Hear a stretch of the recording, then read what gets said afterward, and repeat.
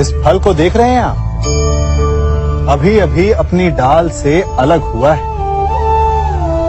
बड़ा दुख होता है ना जब आप अपने उद्गम से अलग होते हैं, परंतु ये दूरी भी आवश्यक है। अब इस फल को ही ले लीजिए। अपने जीवनदाता वृक्ष से अलग होकर ये ना केवल किसी की भूख शांत करेगा, अपितु इसके भीतर के बीज से एक नए वृक्ष का सृजन भी होगा और कई फल जन्मेंगे। सृजन की प्रतिक्रिया में पीड़ा आवश्यक है। यदि पीड़ा नहीं होगी तो सृजन नहीं होगा। पीड़ा अपने उद्गम से दूर होने, पीड़ा अपनों से दूर होने। इस फल की भांति हम मनुष्यों को भी अपने उद्गम से, अपने सगे संबंधियों से अलग होना पड़ता है और यही अलगाव एक नए सृजन को, एक नई सृष्टि को, एक नए विकास को जन्म देता है। इसलिए ऐसे अलगाव से दुखी मत होइए, उसका स्वागत कीजिए, क्योंकि ये विकास की नींव है। अपराध वो भावना है जिसके कारण संसार में सदा दुख ही व्याप्त रहता है। हम सब अपराधियों से घृणा करते हैं, उन्हें कोसते हैं, परंतु क्या कभी विचार किया है कि कोई भी जन्म से अपराधी नहीं होता?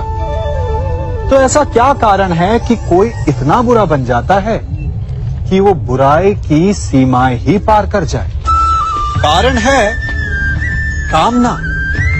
यदि कामना पर नियंत्रण ना रखा जाए, यदि कामना को पूर्ण करने के लिए परिश्रम ना किया जाए, तो वो तृष्णा में बदल जाती है और तृष्णा लालच में, और लालच छल में, और छल करते ही मनुष्य अपराध की ओर अपने पग बढ़ा देता है।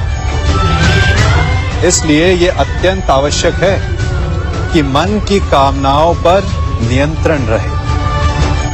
यदि मन पर नियंत्रण रहेगा तो अपराध पर स्वयं ही नियंत्रण हो जाएगा।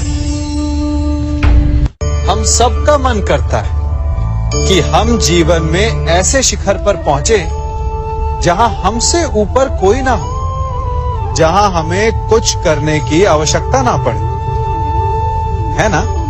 कुछ लोग इस शिखर पर पहुंच भी जाते हैं, परंतु उनका मन सदा विचलित रहता है। इतनी मनोरंजक बात है ना कि जिस विश्राम को पाने के लिए हम इतनी मेहनत करते हैं, इतना परिश्रम करते हैं, वो हमें मिलता ही नहीं। कारण स्वयं सोचिए, वन का राजा होने के पश्चात भी सिंह को अखेट के लिए परिश्रम क्यों करना पड़ता है? सोचिए। मैं बताता हूं, क्योंकि राजा होने का अर्थ ये नहीं कि वो सदा सोता रहे और मृग स्वयं उसके समक्ष आकर कहेगा कि आइए महाराज, मुझे खाकर अपनी भूख मिटाइए। तो समझ लीजिए, कार्य आपके परिश्रम से संपन्न होते हैं, केवल कामना से नहीं। यदि आप नीचे हैं तो सदा स्मरण रखें कि आपका परिश्रम ही आपको ऊंचाइयों पर ले जाएगा, और यदि आप ऊंचाई पर हैं तो वहां पर भी रहने के लिए आपको निरंतर परिश्रम करते रहना होगा। अर्थात परिश्रम से मुक्ति नहीं है, क्योंकि परिश्रम ही जीवन है। सबसे अधिक महत्वपूर्ण क्या है? जीवन, या जो जीवन में पाया, यात्रा, या यात्रा पूर्ण करने के बाद पाया गया लक्ष्य, कर्म या उसके फल? बहुत ही महत्वपूर्ण परंतु विकट प्रश्न है ना? परंतु तनिक धीरज से सोचेंगे तो इसका उत्तर अधिक कठिन नहीं है। यदि जीवन यात्रा है तो उसका लक्ष्य क्या होना चाहिए? स्वयं सोचिए। मान, संतान, धन,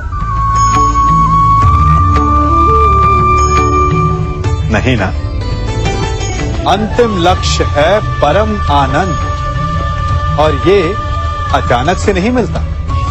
इसे पाने का केवल एक ही उपाय, और वही आपका कर्म, वही आपकी यात्रा भी, और वही आपका प्रारब्ध भी है। और आपको कौन बताता है कि आपके लिए सही क्या है? वो है आपका मन, जो मस्तिष्क की भांति हानि और लाभ नहीं सोचता, जो आपको ये बताता है कि शुभ किसमें, संसार का कल्याण किसमें, आनंद किसमें। यदि आपका मन संयमित है तो वो आपका सबसे महत्वपूर्ण मार्गदर्शक है, जो आपकी यात्रा, आपका लक्ष्य, आपके कर्म और उसके फलों को सबको शुभ बना सकता है।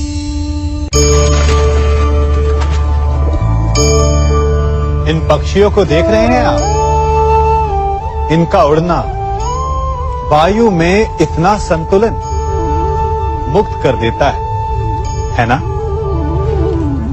इन्हें उड़ते देख आपके मन में भी इच्छा होती होगी कि इन्हीं की भांति आप भी स्वतंत्रता से उड़ पाएं। ईर्ष्या होती है ना, जब आप इन्हें खुले आकाश में ऐसे विचरण करते देखते हैं। पर कभी सोचा है इस उड़ान को, इस स्वतंत्रता को पाने के लिए कितना परिश्रम, कितना अभ्यास किया होगा इन्होंने? आकाश में उड़ने से पूर्व धरती पर कितना गहन परिश्रम किया होगा इन्होंने। इनके माता पिता ने पहली बार जब इन्हें पंख फड़फड़ाने को उकसाया होगा तो कितनी बार गिरे होंगे। पहली बार वायु में उड़ते समय कितना भय लगा होगा इन्हें।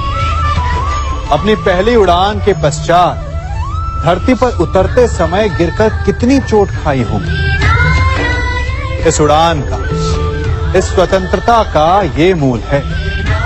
यदि आप ये दे सकते हैं तो अवश्य आप भी इस स्वतंत्रता को पा सकते हैं। इन पक्षियों की भांति ही अपने चारों ओर जब भी आप किसी सफल मनुष्य को देखें तो उससे ईर्ष्या ना करें, उसके परिश्रम और पीड़ा को समझने का प्रयास करें जो उसने यहां तक पहुंचने में पाई है।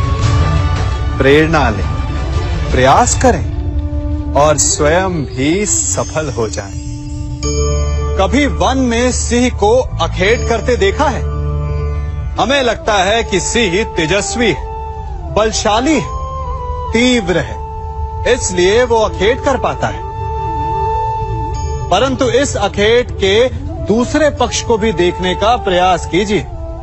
सिंह अखेट तभी कर पाता है जब हिरण आस छोड़ देता है, जब वो भागना बंद कर देता है, जब वो संघर्ष करना छोड़ देता है। सिंह हिरण की मृत्यु नहीं चुनता, हिरण स्वयं अपनी मृत्यु चुनता है।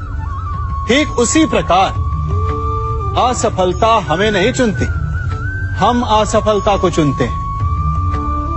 ये हम ही हैं जो आशा को छोड़कर संघर्ष करना छोड़ देते हैं और भाग्य का अखेट बन जाते हैं। इसलिए संघर्ष करना मत बंद कीजिए, प्रयास करते रहिए और सफलता आपकी मुट्ठी में होगी। जब घर में अंधकार छा जाता है तो प्रकाश लाने के लिए आप क्या करते हैं? दीपक ढूंढते हैं और उसकी लौ को प्रज्वलित करते हैं और फिर अंधकार अपने आप दूर हो जाता है। अब आप कहेंगे कि इसमें कौन सी नई बात है? यदि अंधकार को दूर करना है तो दीपक की लौ को प्रज्वलित तो करना ही पड़ता है। यही बात तो समझने की है। यदि अंधकार से लड़ना है तो अंधकार का सहारा नहीं लिया जा सकता, उसके लिए प्रकाश की आवश्यकता होती है। घृणा का अंत करना है तो उसे घृणा से अंत नहीं किया जा सकता, उसे प्रेम की आवश्यकता होती है। शत्रुता का अंत शत्रुता से नहीं किया जा सकता, उसे क्षमा की आवश्यकता होती है। यदि आपको नकारात्मक ऊर्जाओं से लड़ना है तो स्वयं को सकारात्मक बनाना होगा और तभी आपके जीवन में वास्तविक आनंद आ सकेगा। एक न एक बार हर युवा के जीवन में एक ऐसा समय आता है जब उसे लगता है कि उसके माता पिता उसके साथ बहुत कठोर हो रहे हैं। मैं आपसे पूछता हूं, क्या आपने कभी कुम्हार को मटकी बनाते हुए देखा है? वो गीली माटी से मटके को चाक पर आकार देता है और वास्तविक आकार वो मटकी को तब देता है जब वो लकड़ी के संभल से मटके को बाहर से पीटता है। हम सभी उस कुम्हार को मटके को पीटते हुए देखते हैं, परंतु उस कुम्हार के उस हाथ को नहीं देखते जो मटके को भीतर से बाहर की मार से सहारा दे रहा है। हमारे माता पिता भी ऐसे ही होते हैं। अपनी संतान के भले के लिए, उसके भविष्य को आकार देने के लिए कभी कभी वो कठोरता को भी अपनाते हैं। आप केवल उनकी कठोरता को मत देखिए, उस संभल को भी देखिए जिसने आपको भीतर तक से संभाल कर रखा है।